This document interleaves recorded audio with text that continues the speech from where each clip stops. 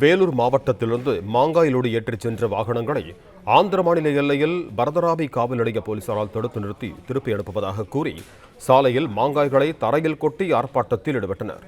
இது தொடர்பான கூடுதல் விவரங்களோடு இணைகிறார் எமது செய்தியாளர் பிரபு. வணக்கம் பிரபு, உங்களிடம் இருக்கும் தகவல்களை பகிர்ந்து கொள்ளுங்க. வணக்கம். வேலூர் மாவட்டம் குடியாத்தம் அருகே பரதராமி பகுதியில் மாங்காய் விவசாயிகள் மாங்காய்களை தரையில் கொட்டி போராட்டத்தில் ஈடுபட்டு வருகின்றனர்.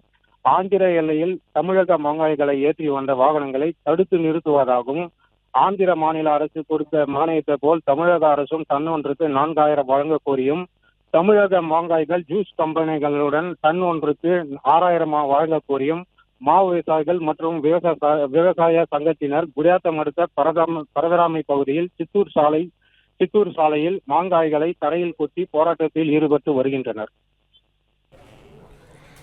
நன்றி பிரபு, உங்க தகவல்களுக்கு. பிளே ஸ்டோர் மற்றும் ஆப் ஸ்டோரில் இருந்து பாலிமர் செயலியை QR கோடு மூலம் பதிவிறக்கம் செய்யுங்கள். செய்திகளை உடனுக்குடன் பெறுங்கள்.